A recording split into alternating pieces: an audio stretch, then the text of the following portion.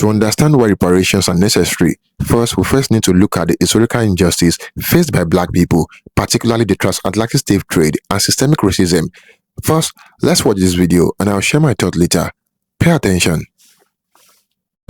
But we cannot, and the world should not pretend that the present-day economic and social conditions of Africa have nothing to do with the historical injustices that have fashioned the structures of the world.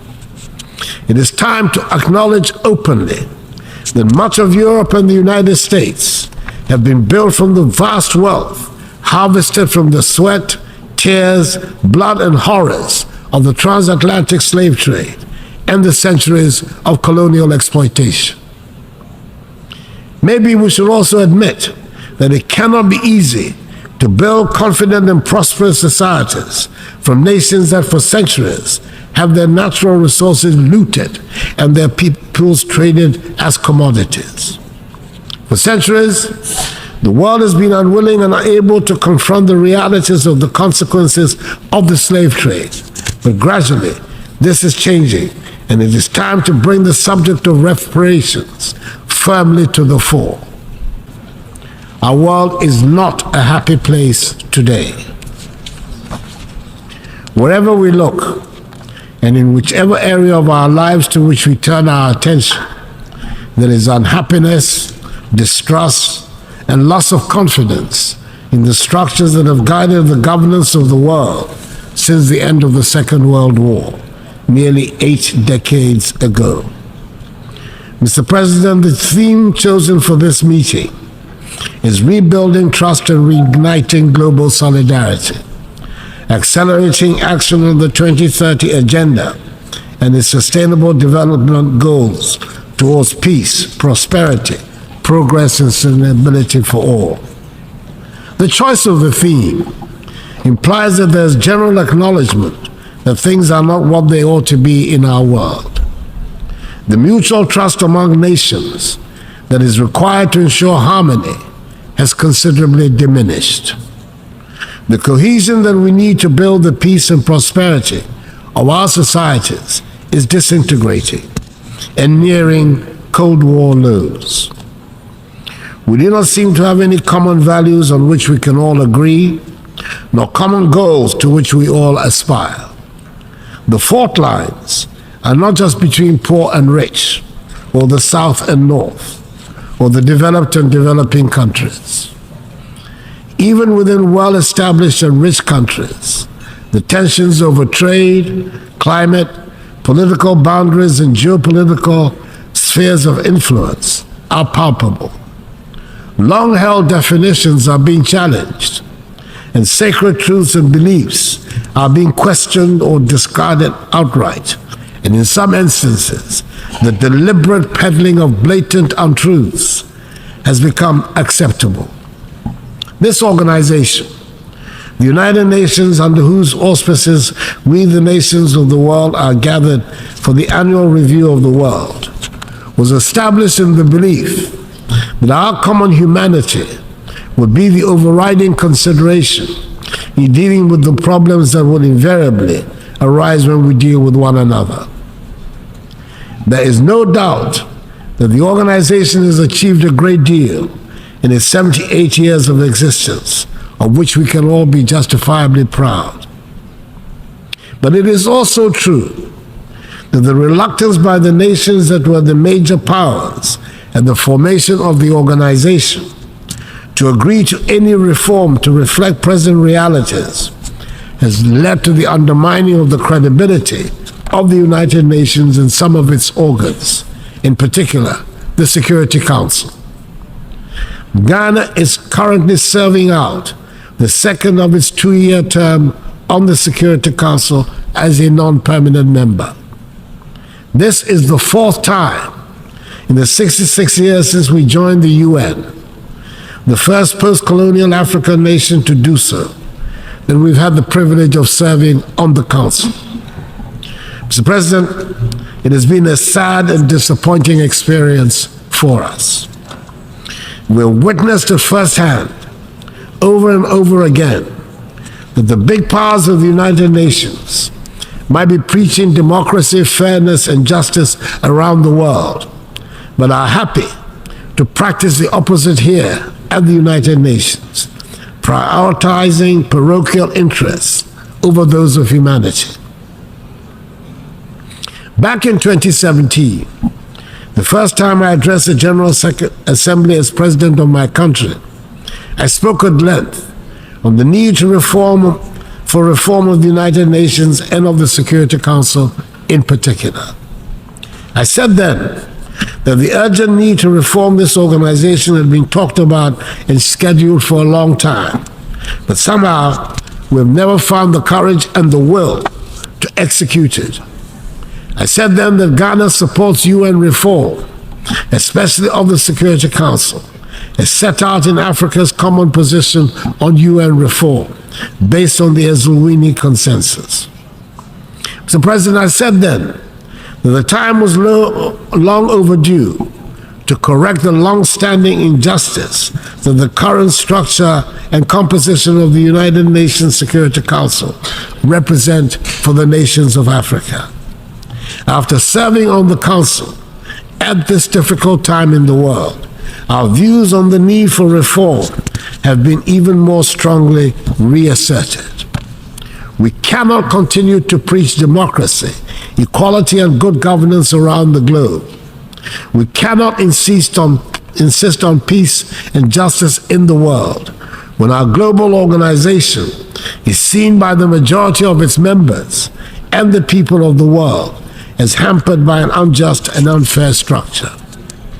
Mr. President, the Assembly has quite properly chosen the rebuilding of trust as critical in restoring stability and prosperity to our world. We cannot rebuild that trust when the organization that should bind us is seen by many as helping to perpetuate an unfair world order, which is reinforced by an inequitable, dysfunctional global financial architecture. Mr. President, for the past year and a half, a full-scale war is being waged in the center of Europe. The United Nations appears unwilling or unable to influence the events taking place in Ukraine. Ghana has sat on the Security Council throughout this period and can testify that the global solidarity we seek to reignite under the umbrella of the UN will only happen if and when it suits those who wield the mighty power of veto. And at the moment, there's nothing to show that these countries have any interest or inclination to do so. Ghana still believes that this organization provides the best vehicle for the world to manage its hydra-headed problems, but it can only function effectively and meet our expectations when we reform the pillars upon which it rests. Anything short of that will continue to undermine its credibility. Mr. President, I do not refer to the events in Ukraine and seek to pretend to ignore the tragic events in my own neighborhood of West Africa and the Sahel. Instability in the Sahel and widespread terroristic activities have put West African countries under severe political pressure and economic strain. Several countries in the region have lost vast stretches of territory to the rampaging terrorists. Coup d'etats have re-emerged as what some mistakenly hope would be the solution to the threats that confront their nations. We in the West African region are trying as best as we can, under the very trying conditions we face, to deal with the situation. We are convinced that the conflicts that continue to plague our continent and our region, in particular, would be more satisfactorily resolved if the international community was to support, not undermine, the efforts of our regional and continental organizations to deal with them. Africans fought and died in the Second World War in defense of Europe and her allies, who reset the world towards the path of peace and prosperity that their nations and citizens have enjoyed for decades now. It is surely time for the world to reciprocate our in our time of need. Mr. President, we in Ghana are holding firm to our belief in democracy as the best route to build a prosperous nation that is our aim. It is true that the economic dividends that many of our citizens justifiably expect from the democratic process have not come as fast as had been anticipated. But we're determined to hold fast to the course because we believe that ultimately it will succeed in delivering freedom and prosperity for the mass of our people. We're also having to countenance for the first time in recent human history, not just the question of democracy and a deliberate campaign of disinformation against democracy, but also the propagation of authoritarian rule as a faster route to economic advancement. The belief of young people in democracy as the governance model best suited to build peace and prosperity in our society is under systematic attack. The economic impact of COVID-19 pandemic and the impact of the war in Ukraine have only added to the pressure and the anxiety of our young people. We can also certainly do without having to spend the huge amounts of money we currently spend on security at our northern borders in particular. At this time, unhappily, we feel no sense of the international solidarity that we believe we should receive. It is surely in the interest of the whole world that West Africa should be peaceful and prosperous. We want our young people to be part of a peaceful and prosperous West Africa, rather than part of the thousands that arrive at an unwelcoming Europe after perilous journeys across the Sahara and the Mediterranean Sea. Mr. President, we do not seek to shirk any responsibility for the problems we face that are of our own making. And it bears repeating that we are not craving for sympathy, and we do not want to be a scar on anybody's conscience. But we cannot, and the world should not pretend that the present-day economic and social conditions of Africa have nothing to do with the historical injustices that have fashioned the structures of the world. It is time to acknowledge openly that much of Europe and the United States have been built from the vast wealth harvested from the sweat, tears, blood, and horrors of the transatlantic slave trade and the centuries of colonial exploitation. Maybe we should also admit that it cannot be easy to build confident and prosperous societies from nations that for centuries have their natural resources looted and their peoples traded as commodities. For centuries, the world has been unwilling and unable to confront the realities of the consequences of the slave trade. But gradually, this is changing, and it is time to bring the subject of reparations firmly to the fore. Granted, the current generations are not the ones that engaged in the slave trade, but that grand inhuman enterprise was state-sponsored and deliberate, and its benefits are clearly interwoven with the present-day economic architecture of the nations that designed and executed it. Reparations must be paid for the slave trade. No amount of money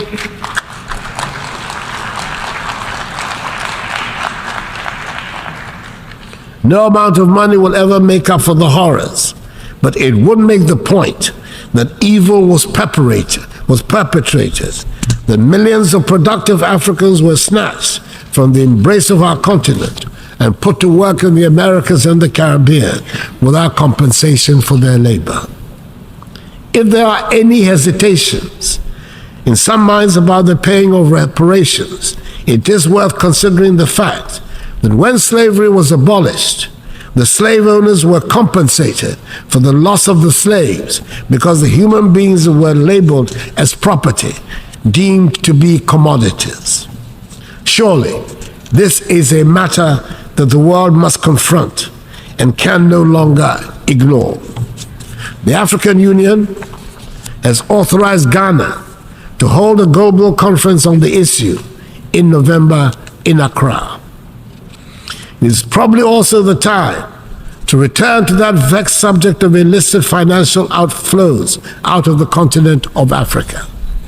I refer to the report of the panel chaired by the highly respected former South African President Thabo Mbeki on the illicit flow of funds from Africa, which says that Africa is losing annually more than 88 billion United States dollars through illicit financial outflows. Yes, those monies too must be returned to the continent. It is difficult to understand why the recipient countries are comfortable about retaining such funds and are happy to call those countries from whom the monies are taken as corrupt. I believe that a joint task force of the African Union Commission and the OECD Secretariat under the auspices of the United Nations should be charged to find ways of stopping the damaging outflows.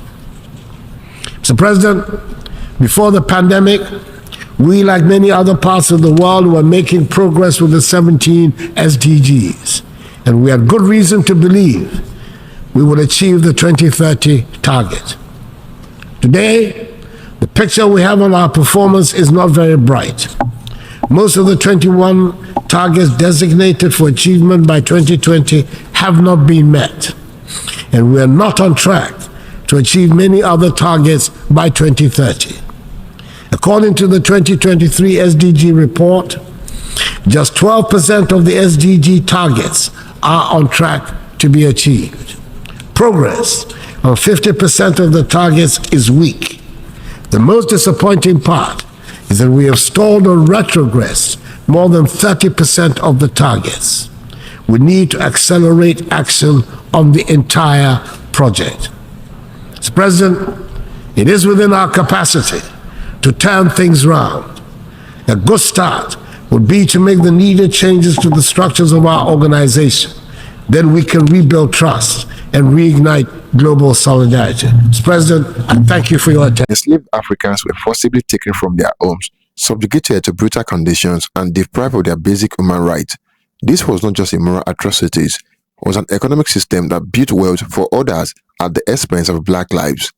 Even after the abolition of slavery, black people faced Jim Crow laws, segregation, and discriminatory practices that continue to marginalize and oppress them. These historical injustices have had lasting effects that are still felt today. The economic impact of this injustice is profound. Let's look at how the legacy of slavery and discrimination has created enduring economic disparities. Black families, on average, possess significantly less wealth than white families.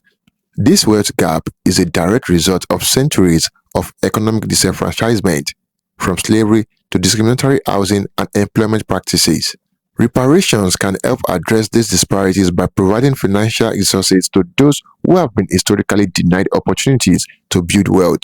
There is also a strong moral and ethical argument for reparations, acknowledging and addressing past wrongs, a fundamental aspect of justice. Many argue that reparations are a way for societies to take responsibility for the systemic injustice that have been inflicted on black people. It is about making amends and recognizing the humanity and dignity of those who suffered. Reparations are not just about money, they are about healing and acknowledging the pain and suffering that have been endured. There are precedents for reparations that show how they can be implemented effectively. Reparations have been paid to Japanese American interns during the World War II, Holocaust survivors, and indigenous peoples in various countries. This precedent demonstrates that reparations can be a powerful tool for justice and reconciliation. These examples show that reparations are possible and can have a significant positive impact on communities that have faced historical injustice. Let's explore the potential benefit of reparations for black communities and societies as a whole. Reparations could provide resources for education, healthcare, housing, and community development. This would help to level the playing field and create opportunities for black individuals and families to thrive.